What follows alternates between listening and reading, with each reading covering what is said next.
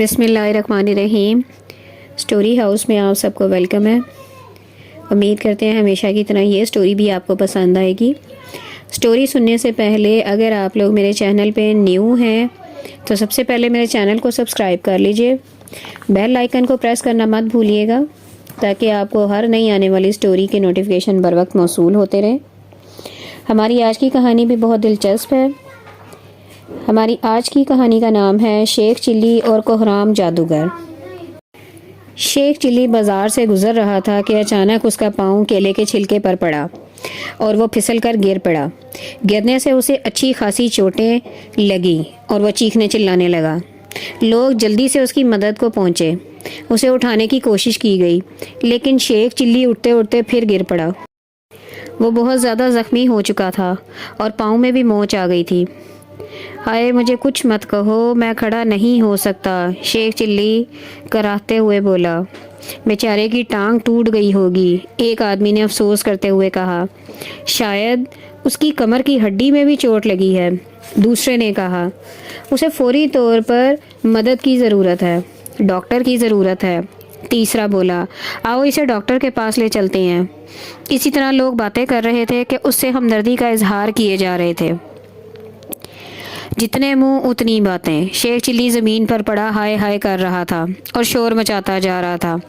اتنے میں ایک آدمی بولا، اس میں چلنے کی طاقت تک نہیں ہے، اسے دودھ جلیبیاں کھلائی جائیں۔ ارے بھائیو، شیخ چلی فوراً چلایا، اس آدمی کی بھی تو سنو، اور لوگ مسکرائے بغیر نہ رہ سکے۔ شیخ چلی پھر کرانے لگا، ہائے مر گیا، دودھ، اف جلیبیاں، ہائے دودھ۔ اتنے میں وزیر صحت صفائی کا وہاں سے گزر ہوا۔ اسے دیکھ کر سب ایک طرف ہٹ گئے۔ وزیر شیخ چلی کے پاس آیا اور آ کر بولا، نوجوان، زیادہ چوٹ تو نہیں لگی؟ وزیر نے ہمدردی بھرے لہجے میں پوچھا۔ مر گیا حضور، شیخ چلی نے زور سے چلاتے ہوئے بولا۔ ہائے ہائے ہائے، اب تو میری ہڈیاں ہی ٹوٹ گئی ہیں، لگتا ہے ایسے کہ میں بالکل ہی بستر پر لگ جاؤں گا۔ اب میں روزی کیسے کماؤں گا؟ صبر کرو، یہ بتاؤ کیسے گرے تھے؟ وزیر نے پوچھا۔ یہ بتانے کے لیے مجھے دوبارہ گرنا پڑے گا حضور، شیخ چلی بولا۔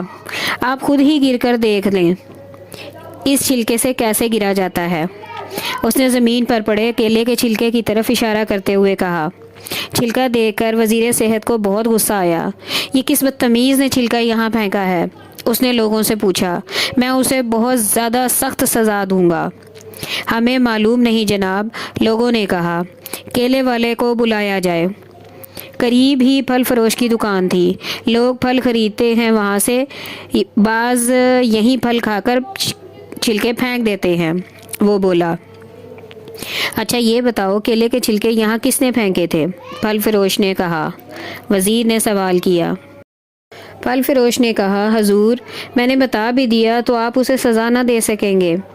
مجرم کو سزا ضرور ملنی چاہیے، چاہے میں دوں یا بادشاہ سلامت دیں۔ تم بتاؤ، وزیر نے سخت لہجے میں کہا۔ جناب کچھ دیر پہلے شہزادہ عادل یہاں آئے تھے، انہوں نے کیلے کھائے اور چھلکے پھینک دیے۔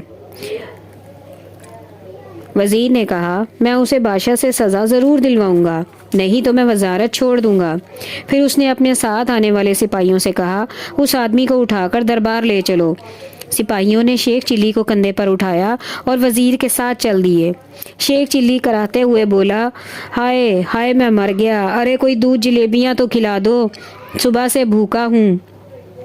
فکر مت کرو، دربار پہنچ کر جو مانگو گے مل جائے گا، وزیر نے مسکرا کر کہا۔ شہزادہ عادل، یا تو تمہیں جرمانہ ادا کرنا پڑے گا یا اسے صحت کے اصولوں پر عمل نہ کرنے کی سزا ملے گی۔ شاہی دربار قریب ہی تھا، وہ لوگ دربار میں داخل ہو گئے۔ دربار میں بادشاہ تخت پر بیٹھا لوگوں کے مسائل حل کر رہا تھا۔ سپاہیوں نے شیخ چلی کو اس کے سامنے فرش پر ڈال دیا۔ حضور دہائی ہے، بڑی چوٹ کھائی ہے، شیخ چلی نے بادشاہ سے فریاد کی۔ ہائے ہائے، بہت درد ہو رہا ہے، بادشاہ نے نرم لہجے میں کہا۔ کیا کہنا چاہتے ہو نوجوان؟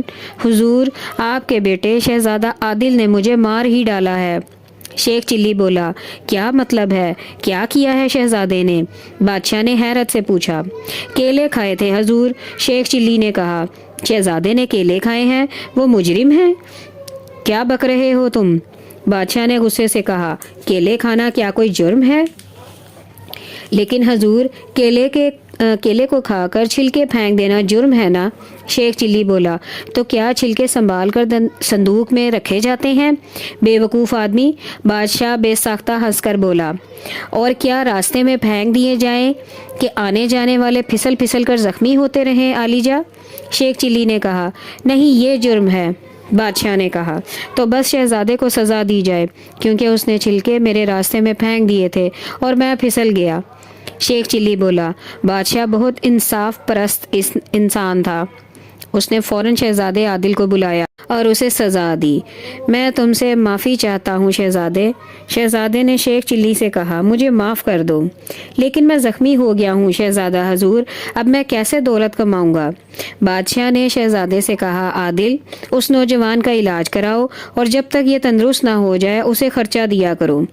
میں تیار ہوں ابا حضور، اس کے تندرست ہونے کے بعد بھی عمر بھر اسے اپنی جیب سے خرچہ دیتا رہوں گا۔ شہزادے نے کہا، اچھا پھر مجھے کوئی کام تو نہیں کرنا پڑے گا؟ شیخ چلی نے خوش ہو کر پوچھا۔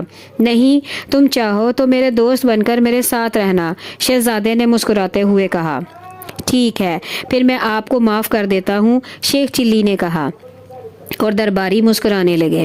شہزادہ عادل شیخ چلی کو اپنے محل میں لے گیا، جو شاہی محل کے قریب ہی تھا۔ وہاں شہزادہ تنہا رہتا تھا، خدمت کے لیے غلام موجود تھے۔ شیخ چلی کا شاہی طبیب سے علاج کرایا گیا، چند دنوں میں وہ تندرست ہو گیا۔ اس دوران اس کی شہزادہ عادل سے گہری دوستی بھی ہو گئی۔ تندرست ہونے کے بعد وہ ہر وقت شہزادے کے ساتھ رہنے لگا۔ اسے کوئی کام نہیں کرنا پڑتا تھا، وہ عیش سے زندگی گزار رہا تھا۔ ایک دن شہزادے کے ساتھ وہ شکار پر چلا گیا۔ راستے میں ایک مصور تصویریں لیے آ رہا تھا۔ شہزادے تصویریں دیکھو، شہزادے کوئی پسند آ جائے گی، شیخ چلی نے شہزادے سے کہا۔ شہزادہ عادل نے مصور کو روک کر تصویریں دکھانے کے لیے کہا۔ مصور نے اپنے تھیلے سے چند تصویریں نکال کر انہیں دکھائی۔ ایک تصویر کسی شہزادی کی تھی جو بہت حسین و جمیل نظر آتی تھی۔ شہزادے کو تصویر والی شہزادی بہت پسند آئی اور اس کے دل میں خواہش پیدا ہو گئی کہ کاش اس تصویر والی شہزادی سے اس کی شادی ہو جائے۔ یہ کس ملک کی شہزادی ہے؟ اس نے مصور سے پوچھا۔ حضور، یہ صرف تصویر ہے جو میں نے ہاتھ سے بنائی ہے، مصور بولا۔ شہزادے، تم نے تصویر خریدنی ہے یا تصویر والی شہزادی کو خریدنا ہے؟ شیخ چلی نے منہ بنا کر پوچھا۔ میں تو شہزادی سے شادی کروں گا، اگر یہ نہ ملی تو میں خودکشی کر لوں گا، شہزادے نے کہا۔ پھر اس نے مصور سے کہا، یقیناً تم نے اصل شہزادی کو دیکھ کر ہی تصویر بنائی ہوگی۔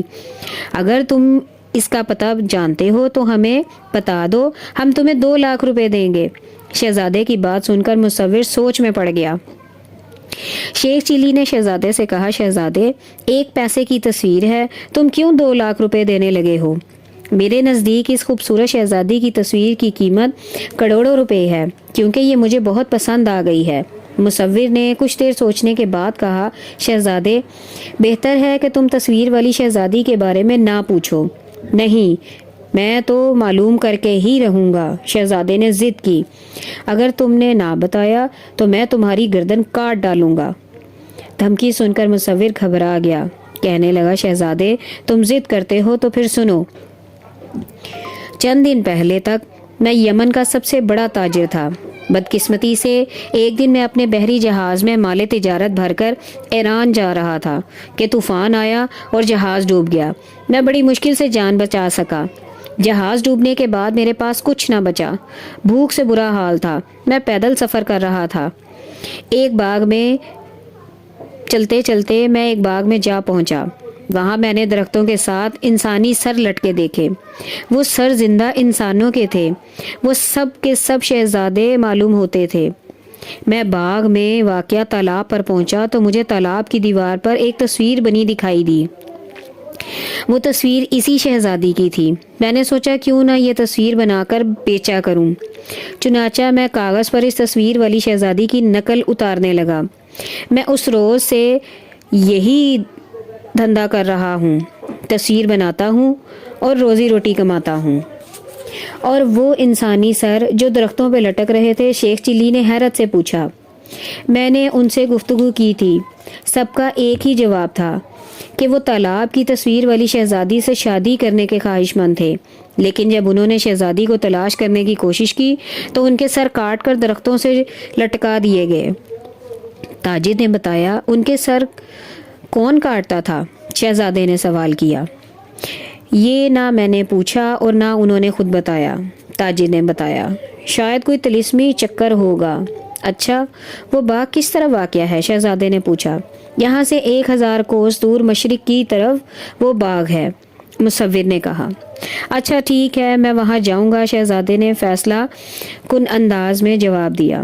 شہزادے، تمہارا حشر بھی دوسرے شہزادوں جیسا ہوگا، مصور تاجر بولا۔ اچھا چلو، بہتر ہے کہ اس شہزادی کا خیال چھوڑ دو۔ مجھے پرواہ نہیں ہے، میں شہزادی کو ضرور تلاش کروں گا، میرا جو بھی انجام ہو، تم میرے ساتھ آؤ۔ شہزادہ شیخ چلی اور مصور کے ساتھ واپس اپنے محل میں پہنچا۔ اس نے مصور کو 2 لاکھ روپے دے کر تصویر خرید لی اور جیب میں تصویر رکھ لی۔ شیخ چلی بولا، شہزادے تم اپنے ارادے سے باز آ جاؤ، خدا نخواستہ مصیبت میں کیوں پڑنے جا رہے ہو؟ شیخ چلی، میں شہزادی کی تلاش میں جا رہا ہوں، تم نے آنا ہو تو آؤ ورنہ آرام کرو، شہزادے نے کہا۔ نہیں میرے دوست، میں تمہیں تنہا نہیں جانے دوں گا، میں بھی تمہارے ساتھ چلوں گا، شیخ چلی بولا۔ لیکن تمہارے والدین تمہیں اتنی دور نہیں جانے دیں گے، ہم شکار کا بہانہ بنا کر اجازت لے لیں گے، تم سفر کی تیاری کرو شہزادے۔ میں تیار ہوں، کب جانا ہے؟ شیخ چلی نے پوچھا۔ ابھی اور اسی وقت، شہزادے نے کہا۔ تم کھانے پینے کی چیزیں ساتھ باندھ لو، میں امی حضور سے مل کر آتا ہوں۔ شہزادہ چلا گیا اور شیخ چلی سفر کی تیاری کرنے لگا۔ تھوڑی دیر بعد شہزادہ آ گیا، وہ بہت خوش تھا، امی حضور نے اسے اجازت دے دی تھی۔ اس نے شیخ چلی سے کہا، میں نے ان سے کہا ہے کہ چند دن کے لیے شکار پر جا رہا ہوں، بادشاہ سلامت سے بھی اجازت لے لی ہوتی۔ شیخ چلی نے مسکرا کر کہا، امی حضور خود ہی بات کر لیں گی، تم فکر نہ کرو، شہزادے نے کہا۔ پھر دونوں دوست محل سے نکل پڑے اور شہزادی کی تلاش میں روانہ ہو گئے۔ یہ تھی ہماری آج کی کہانی کی پہلی قسط۔ امید کرتے ہیں کہ آپ کو پسند آئے گی۔ مزید آگے کی سٹوری جاننے کے لیے ہمارے چینل کے ساتھ جڑے رہیے۔ آئندہ آنے والی ایک ساتھ میں آپ کو کہانی میں آگے کیا ہوا، شہزادے کو شہزادی مل پائی یا نہیں، انہوں نے سفر میں کس طرح کی مشکلات کا سامنا کیا، وہ سب آپ کو بتاؤں گی۔ تب تک ہمارے ساتھ جڑے رہیے اور آئندہ آنے والی ایک ساتھ کو سننے کے لیے بیل آئیکن کو ضرور پریس کیجیے۔ ہمیں اپنی دعاؤں میں یاد رکھیے۔ اللہ حافظ۔